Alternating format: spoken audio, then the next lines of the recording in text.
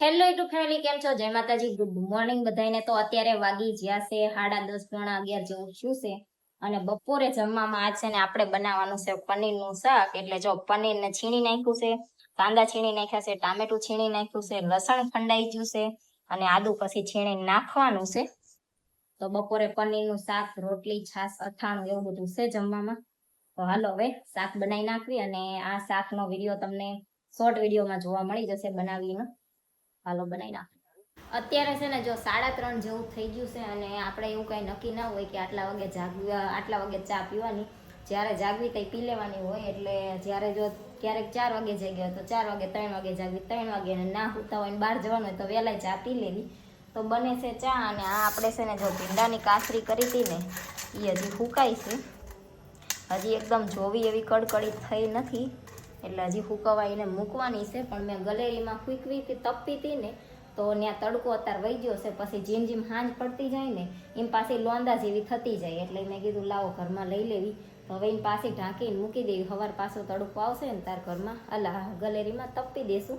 અને પેન્ડલ હરખું કરવા આપ્યું છે ને, તો ફોન આવી ગયો છે કે પેન્ડલ હરખું થઈ ગયું છે, લઈ જાય. તો પેન્ડલ લેવા પછી મારે જવું છે. આપણે ચા પી લેવી અને જો કપડાં હંકેલવા છે કપડાં હંકેલી નાખવી. અને બપોરનું જો પનીરનું શાક બનાવ્યું હતું તો આપણે જમી લીધું છે, વાસણ ધોવાના છે.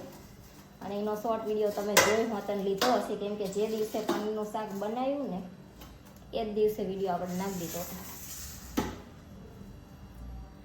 અને એમાં છે ને મારે એ પનીરનું શાક બનાવીને એમાં ઇન્સ્ટાગ્રામમાં એક કોમેન્ટ હતી કે તમે એ કે બેન બહુ કંજૂસ છો. એ કે તમે હાવ થોડુંક જ ખાવાનું બનાવો છો, તમે કંજૂસ છો એમ.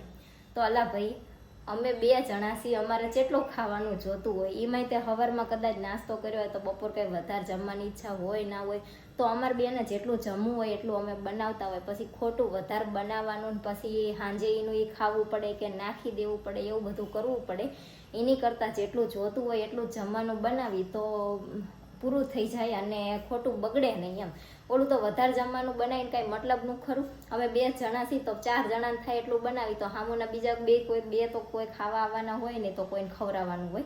અને અમુકનો ખોરાક વધારે હોય, 2 જણા હોય તો તે વધારે શાક જોતું હોય, અમુકને 2 જણા હોય તો હાવ ઓછું શાક જોતું હોય.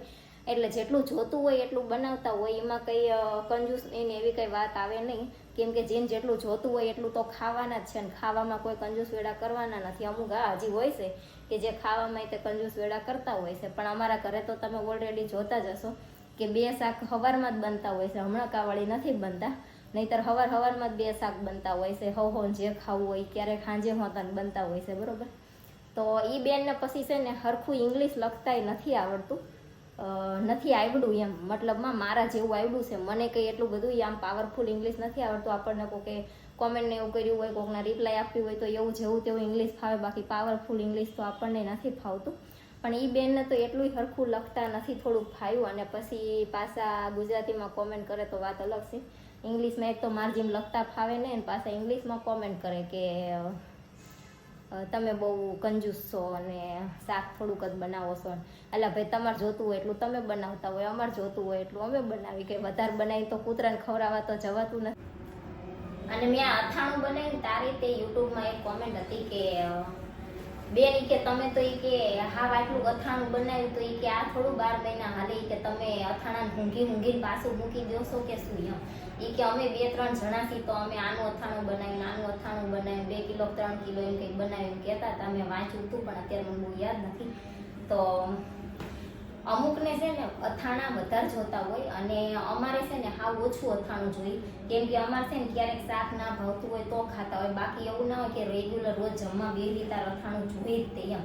ના હોય તોય હાલે અને હોય તો ચારેક ખાવી, બાકી એવું રેગ્યુલર ખાવું એવું કંઈ જરૂરી ના હોય. એટલે અમારે છે ને બધાય અથાણા બધાય બનાવતા હોય એવા કંઈ અથાણા અમારે જોઈએ જ નહીં. અમે એ કેરીનું બનાવી છીએ એ તે છે ને હાવ ઓછું અમારે જોઈએ. 12 મહિના હાલે, 12 મહિના ઉપર હાલે એવું થાય.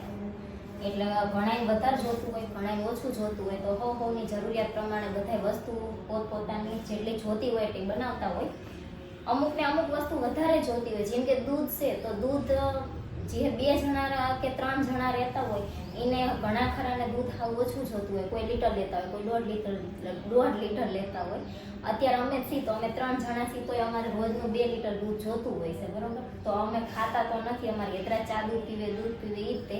બાકી અમારે અત્યારે હેતરા જ નથી એટલે અમારે ખાલી લીટર લાવી તોય હાલે, અને હેતરા જ હોય તો અમારે 2 લીટર દૂધ લાવવું પડે, બરોબર. તો એ હવે મને જે વસ્તુની જરૂર હોય એ વસ્તુ કરાય. પછી અમારે અથાણું તે કંઈ 500 ગ્રામ જ જોતું હોય, 2 કિલો બનાવીને તો શું કરવું અથાણું, પછી કોને ખવડાવું 2 કિલો અથાણું. આમાંય તે અડધું અમે આટલું બનાવી છે, એમાં અડધું અમે રાખવાના છે ને અડધું દેહમાં મોકલાઈ દેવાના છે. અમે આટલું નથી ખાવાના છે. તો ફાઇનલ છે ને હું પેન્ડલ લેવા જઈ હતી તો પેન્ડલ આપણું રિપેર થઈ ગયું છે અને આવી ગયું છે. અને જો આ સેજ મોટો આટલો આંકડીઓ નાખવાનો હતો એ નાખી દીધો છે, પણ પહેલાં જે હતો ને માપનો જ હતો, પણ આંકડિયામાં આવતો નહોતો એટલે મોટો કરાવવો પડ્યો. અને હવે આંકડીઓ થોડોક મોટો થઈ ગયો તો મને એવું લાગે પેન્ડલ કરતાં આંકડીઓ મોટો. તો કાંઈ નહીં, ફાઇનલ જો હવે જે છે એ આ છે આવી જશે. તો અત્યારે છે ને વાગી ગયા છે રાતના 8:30 અને આપણે આવતા રહ્યા છીએ પોદ્દાર માર્કેટમાં. આ આખું પોદ્દાર માર્કેટ છે સુરતનું, અને અહીંયા ઓનલી ફોર છે ને જો બધી ફોનની એવી જ વધારે દુકાન છે.